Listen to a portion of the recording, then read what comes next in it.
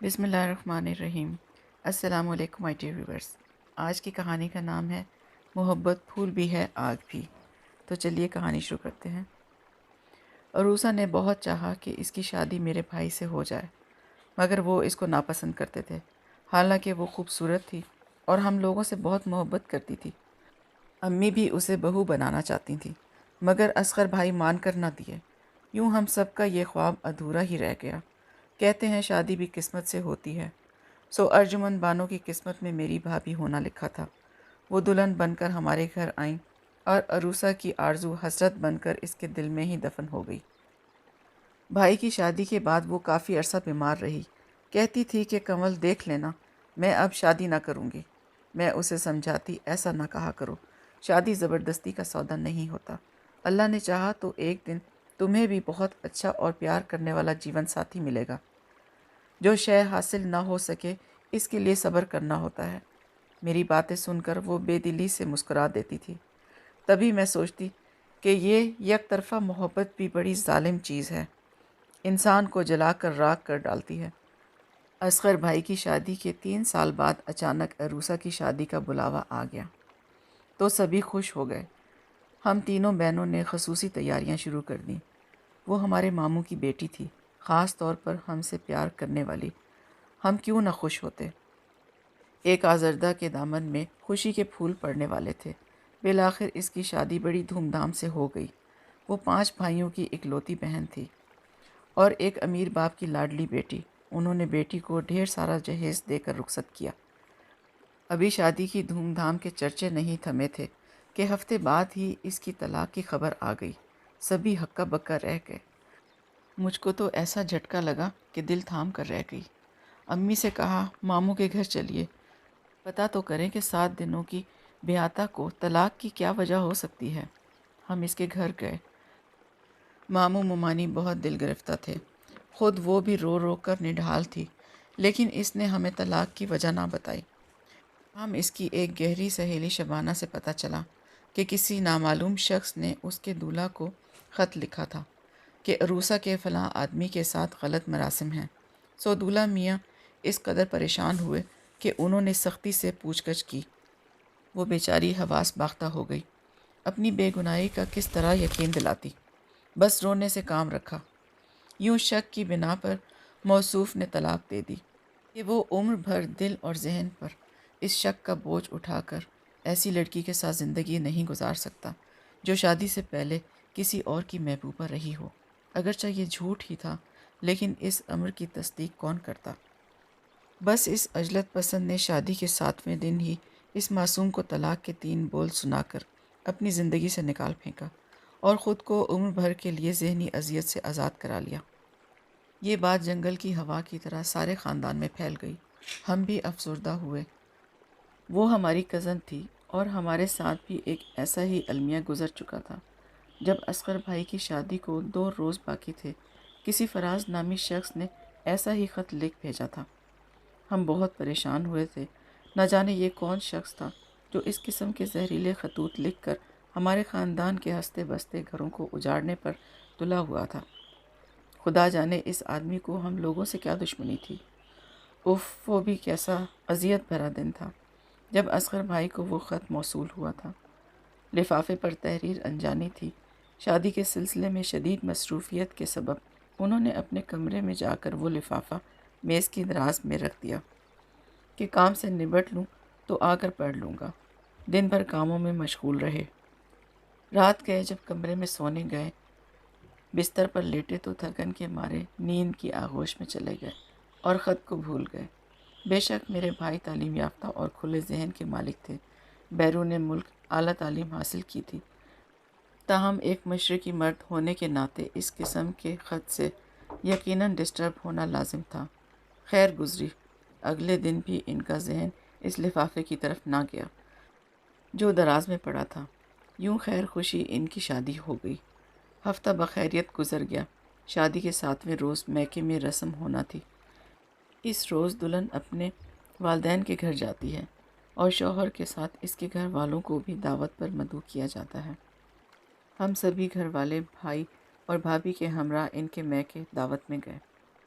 بعد تام بھائی اصغر نے کہا کہ مجھے دفتر کا کچھ ضروری کام نپٹانا ہے، لہٰذا میں گھر جاتا ہوں۔ بھابھی بولی، ہم ابھی تو آئے ہیں، شام تک رہیں گے۔ ٹھیک ہے، تمہاری مرضی، رہنا ہے تو رہ جاؤ، مگر میں تمہارے والدین سے جانے کی اجازت لیتا ہوں، کیونکہ مجھے آج ہی دفتر کا کچھ ضروری کام کرنا ہے جو ہماری شادی کی چھٹیوں کے باعث التوا میں پڑ گیا تھا۔ بھابھی نے امی سے میکے رہ جانے کی اجازت مانگ لی، کہا کہ وہ اگلے روز آ جائیں گی۔ نئی دلہن تھیں، شادی کے بعد پہلی بار آئی تھیں اور ایک روز میکے میں رہنا چاہتی تھیں۔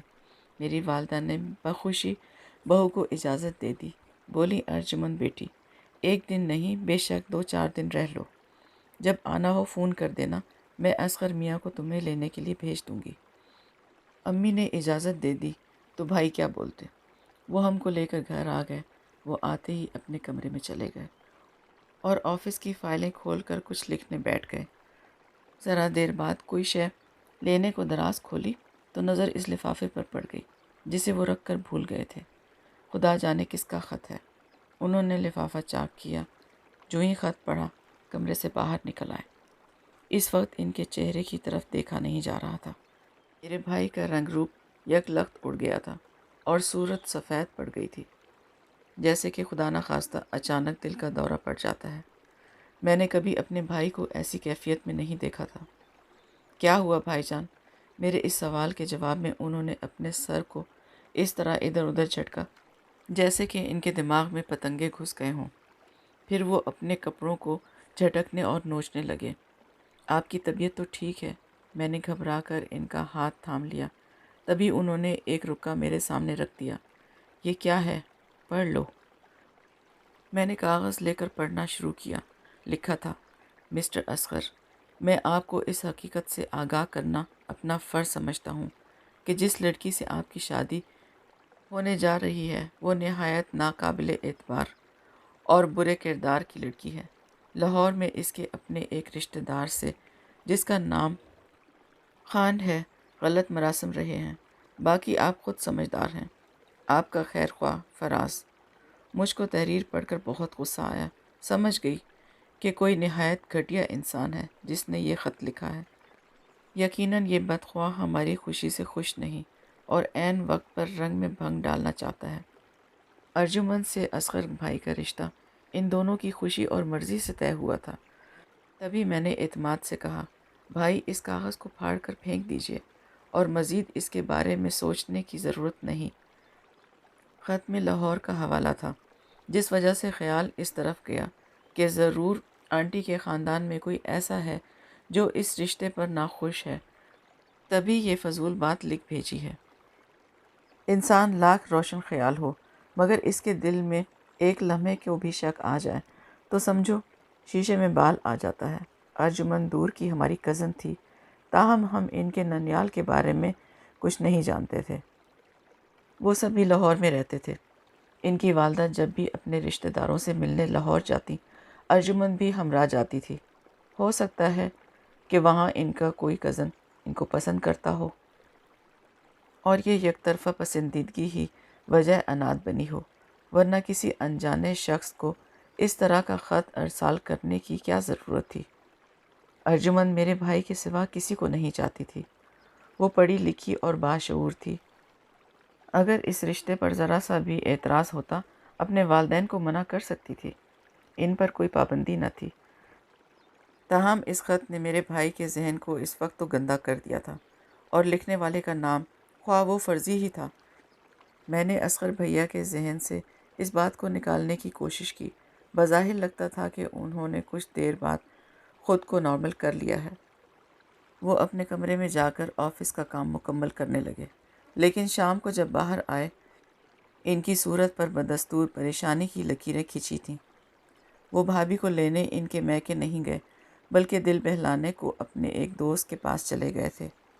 رات تقریباً 12 بجے لوٹے۔ میں جاگ رہی تھی، ہلکی سی آہٹ پر در کھول دیا۔ وہ مجھ سے کلام کیے بغیر اپنے کمرے میں چلے گئے۔ میں بھی جا کر بستر پر دراز ہو گئی۔ خدا جانے آج نیند کیوں نہیں آ رہی تھی۔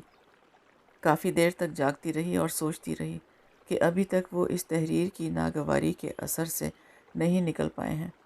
دعا کرنے لگی، خدا کرے کہ میرے بھائی نے اس فضول تحریر کو بھلا دیا ہو۔ اے اللہ، بھابھی کل ہی میکے سے آ جائیں تاکہ بھائی کے دل میں اگر کسی بدگمانی نے جگہ کر لی ہے تو یہ ختم ہو جائے۔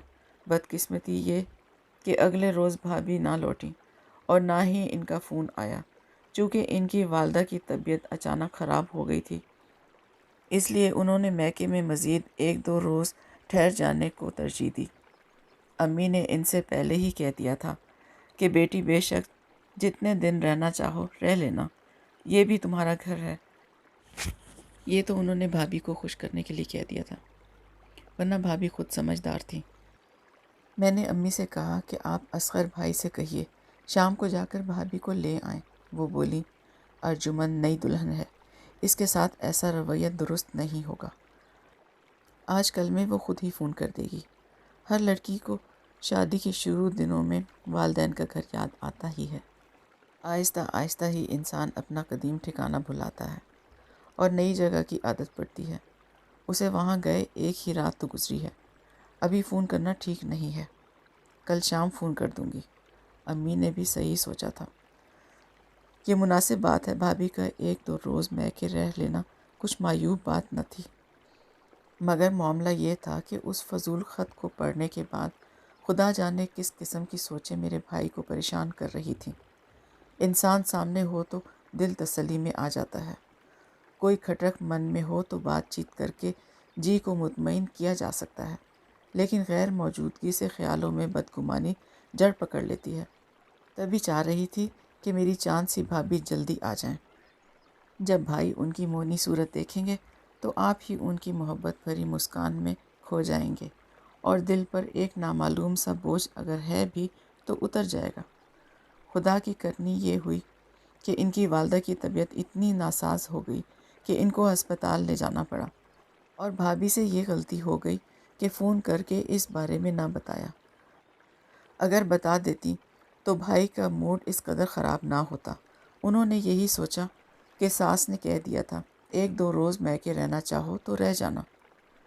کسے خبر تھی کہ ایک نامعلوم شخص کے بھیجے ہوئے خط سے غلط فہمی جڑ پکڑ لے گی کہ پھر حالات سنبھالنا مشکل ہو جائیں گے۔ سوچ کر رخ غلط سمت سفر کرنے لگے تو طرح طرح کی الٹی سیدھی باتیں ذہن کو پراگندہ کرنے لگتی ہیں۔ اصغر بھائی بھی ایسی ہی کیفیت کا شکار ہو گئے تھے۔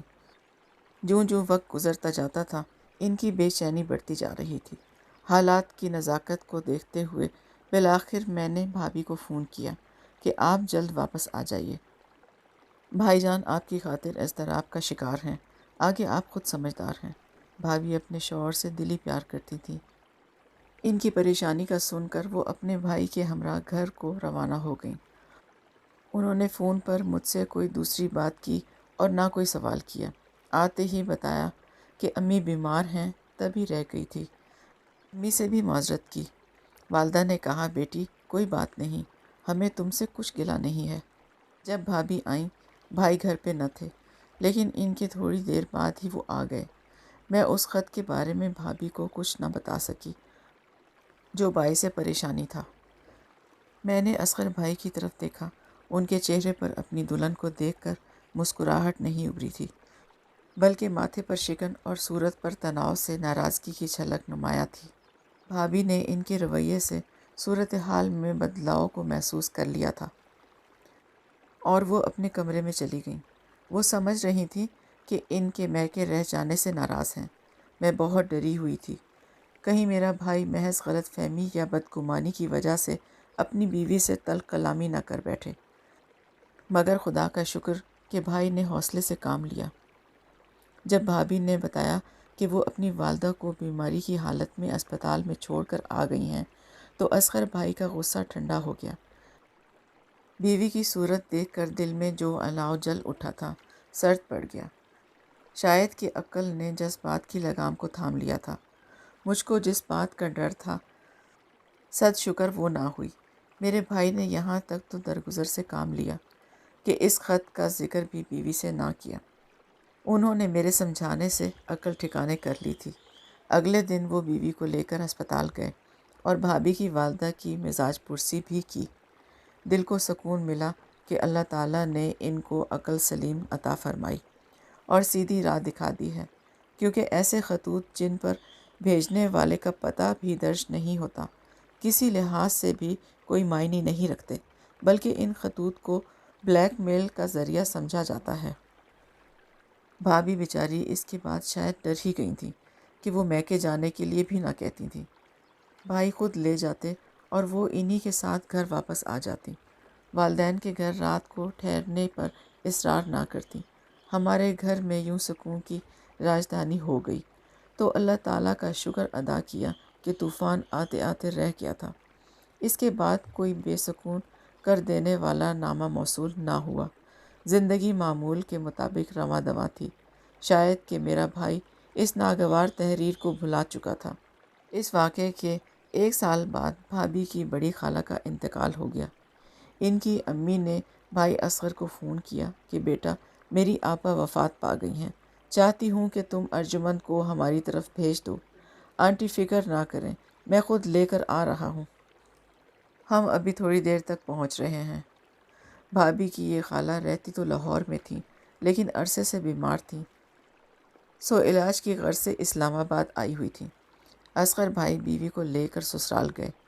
بھابھی کے کچھ قریبی رشتہ دار لاہور سے آئے ہوئے تھے، انہی میں ان کی خالہ کا بیٹا فراز خان اور ان کی فیملی بھی تھی۔ فراز صاحب خاصی عمر کے تھے، شادی کو عرصہ گزر چکا تھا۔ ان کے 4 بچے تھے اور سب سے بڑے بیٹے کی عمر اس وقت 15 برس تھی۔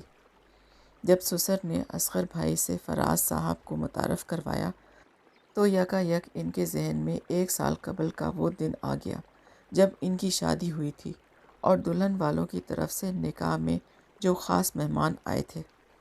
انہوں نے بھابھی کو شادی پر خاصا مہنگا تحفہ یعنی سونے کا سیٹ دیا تھا۔ یہ سب کچھ یاد آتے ہی میرے بھائی کا ذہن یکدم ماضی کی تلخ یاد کی طرف پلٹ گیا اور ان کو اس بیہودہ خط کی تحریر یاد آ گئی۔ فراز صاحب تو اپنی والدہ کی میت لے کر لاہور چلے گئے، مگر میرے بھائی کی زندگی میں جو ایک طوفان سو گیا تھا وہ جاگ پڑا۔ جو ہی بیوی کو ان کے میکے سے لے کر گھر آئے، ان پر جیسے پاگل پن کا دورہ پڑ گیا ہو۔ آتے ہی چیزوں کو اٹھا کر ادھر سے ادھر پٹکنے لگے اور توڑ پھوڑ شروع کر دی۔ میں دوڑتی ہوئی گئی، پوچھا خیر تو ہے بھائی جان، آخر یہ آپ کو کیا ہوا ہے؟ کیوں اتنے غصے میں ہیں؟ بولے یہ اپنی بھابھی سے پوچھو، جو آج اپنے کزن فراز صاحب پر واری صدقے ہو رہی تھی اور ان کو تسلیاں دیتے تھکتی نہیں تھی۔ ظاہر ہے کہ فراز بھائی کی والدہ فوت ہو گئی تھی جو میری سگی خالہ تھیں۔ انہیں تسلی کے بول کہنے ہی تھے۔ یہ ایسا موقع تھا کہ اپنے قریبی عزیز سے انسان تعزیت تو کرتا ہی ہے۔ بھابھی نے وضاحت کی، میں سب سمجھتا ہوں۔ تو یہ تھے وہ فراز صاحب۔ میں بھی کہوں کہ ان کزن صاحب نے تم کو شادی پر اتنا مہنگا تحفہ کیوں دیا تھا؟ وہ میری خالہ کا بیٹا ہے اصغر، اور ان کا لاہور میں بڑا بزنس ہے، پیسے والے ہیں، دے سکتے ہیں تو دے دیا۔ یہ بھی کوئی غصہ کرنے والی بات ہے؟ بھابھی نے جواب دیا۔ آپ بھی کیسے عجیب آدمی ہیں، میں تو کبھی سوچ بھی نہیں سکتی تھی کہ آپ اس قسم کا کبھی مجھ پر شک کریں گے۔ اس بات پر بھائی کو اور غصہ آیا۔ اپنی الماری کا سیف کھولا اور وہ خط جو نہ جانے کیوں انہوں نے سنبھال کر رکھا ہوا تھا لا کر بھابھی کے سامنے پٹک دیا اور چلا کر بولے، اور یہ کیا ہے؟ کیا لکھا ہے اس میں؟ ذرا پڑھو اسے۔ یہ تو میرا حوصلہ اور شرافت ہے کہ آج تک تم سے اس بارے میں ذکر تک نہیں کیا، مگر آج تمہیں اس شخص سے ایسے والہانہ انداز سے بات کرتے دیکھ کر ساری کہانی میری سمجھ میں آ گئی ہے۔ ادھر میں پریشان تو ادھر بھابھی حیران کہ یہ صاحب بہادر اچانک کیا اول پھول بکنے لگے ہیں، کیا ہو گیا ہے انہیں اور کیا دورہ پڑ گیا ہے کہ کنٹرول سے باہر ہوئے جاتے ہیں، جبکہ اب تک زندگی کی گاڑی آرام و سکون سے چل رہی تھی۔ ان کو بھی غصہ آ گیا، کہنے لگی، کیا میرے لیے یہی عمر رسیدہ آدمی عشق کرنے کو رہ گیا تھا، جو عمر میں مجھ سے 15 سال بڑا ہے، شادی شدہ بال بچوں والا ہے؟ اصغر خدا کا خوف کرو، وہ لاہور میں اور میں اسلام آباد میں رہتی ہوں، کیا ہو گیا ہے تمہیں؟ کہیں دماغ تو نہیں چل گیا تمہارا؟ یہ کہہ کر انہوں نے زارو قطار رونا شروع کر دیا۔ میں جان گئی کہ چاہتے ہوئے بھی اصغر بھائی اپنے ذہن سے اس خط کو نہ کھرچ سکے تھے۔ یہ چنگاری ان کے لاشعور کی راکھ میں دبی ہوئی تھی۔ محض نام کی مماثلت دیکھ کر शोला बन गई। ख़त की इबारत ज़हन में ताज़ा होते ही उनको बीवी से नफ़रत महसूस हुई, और जब उन्होंने अपने इस खालाजाद की माँ की वफ़ात पर दिलजोई से अर्जुमंद को ताज़ियत करते देखा तो ये दबी हुई चिंगारी नफ़रत की आग बन गई। इनसे बर्दाश्त न हुआ कि शरीक हयात क्यों फराज खान की खातिर मदारत कर रही है। शक ने दिल में पंजे गाड़ लिए थे, तभी घर आकर आपे से बाहर हो गए। बल्कि उन्होंने इसी पर बस नहीं किया, खुद जाकर फराज की बीवी से बात की। वो भी हक्का बक्का रह गई। बोली, भाई असगर, आपको क्या हो गया है? अर्जुमंद मुझको और मेरे शौहर को छोटी बहन की मानद अजीज़ है। खुदारा इस गलीज़ ख्याल को जहन से निकाल कर दिल को पाक साफ कर लीजिए। शादी में इसको तोहफे में सोने का सेट इसकी खाला ने मुझे दिया था। मैंने फराज को दिया कि तुम दे दो, हमारी शान बढ़ जाएगी। हमारी बच्ची की ससुराल है, क्या मालूम था कि आपकी सोच इस तरह की है। तौबा तौबा, हम भी किस किस्म के लोगों में फंस गए हैं। फराज खान की बीवी के समझाने से मेरे भाई का गुस्सा कुछ ठंडा हुआ। हमारे वालिदैन ने भी लान तान की कि एक अच्छे ख़ानदान से होकर तुम असगर और किस किस्म की नीच हरकतें कर रहे हो। तुमने तो हमारे मुंह पर कालक मल दी है। तभी असगर भाई शर्मिंदा हुए, अम्मी अब्बू से भी माफ़ी मांगी। मर्द चाहे जिस कदर आला ज़र्फ़ हो, अपनी बीवी के किरदार में ज़रा सा झोल बर्दाश्त नहीं कर सकता। औरत हमेशा मर्द को माफ़ कर देती है। बस भाभी ने भी माफ़ कर दिया। ताहम इस वाक़े के 3 बरस बाद ये मुअम्मा भी हल हो गया कि ये ख़त लिखने वाला कौन था। एक रोज़ मैं और अम्मी असगर भाई के हमरा मामू के घर गए। दरवाज़ा खुला था और अंदर कमरे से अरूसा की आवाज़ आ रही थी, जो अपनी माँ से कह रही थी, सच कहते हैं अम्मा कि इंसान को अपने किए की सज़ा ज़रूर मिलती है। मैंने हसद में अर्जुमंद की शादी से एक दिन पहले एक ख़त लिखकर असगर को अरसाल किया था, जिसमें अर्जुमंद बानो पर झूठा इल्ज़ाम धरा था। देखिए कि मेरे साथ भी बिल्कुल वैसा ही हुआ। किसी ने मेरे दूल्हा को भी ऐसा ही ख़त लिख भेजा। असगर तो अक्लमंद थे, जो बीवी को हरासा ना किया, और इनकी ज़िंदगी आराम से गुजर रही है। मगर फरहान वैसे नहीं थे। उन्होंने बग़ैर सोचे समझे ही मुझे तलाक देकर मैके रवाना कर दिया। ए काश मैंने बेचारी अर्जुमंद बानो का बुरा ना सोचा होता तो आज मेरे साथ बुरा ना होता। इस बेचारी का कोई कसूर न था। अरूसा की ज़बानी असगर भाई ने एतराफ़ ख़ता को जब अपने कानों से सुना तो उल्टे कदमों मामू के घर से निकल गए और जाकर बीवी के कदमों में बैठ गए। कहा, मुझे माफ़ कर दो मेरे दिल की रानी। अगर आज मैं अरूसा के मुंह से ये अल्फाज ना सुनता तो शायद उम्र भर मेरे दिल में तुम्हारी तरफ से परेशानी कायम रहती। सद शुक्र कि इसने ये इसरार खोल दिया। खुदा इसे माफ़ करे और मुझे भी, कि अरूसा के किए की सज़ा तो उसे मिल गई है। ये थी हमारी आज की सच्ची कहानी। शक वाकई हमारे रिश्तों में दरारें डाल देता है। शक नहीं करना चाहिए, बल्कि आराम से बैठकर उस इंसान से बात करनी चाहिए और अपनी तकलीफ़ बतानी चाहिए, क्योंकि बात करने से ही मसले हल होते हैं। तो फ्रेंड्स, अगर आपको आज की कहानी पसंद आई तो वीडियो को लाइक और मेरे चैनल को सब्सक्राइब कर दीजिए। बेल के बटन को भी प्रेस कर दीजिए ताकि मेरी आने वाली हर नई वीडियो का नोटिफिकेशन आपको मिलता रहे। कल फिर एक अच्छी सी कहानी सुनाऊंगी। तब तक के लिए इजाज़त दीजिए। अल्लाह हाफिज़।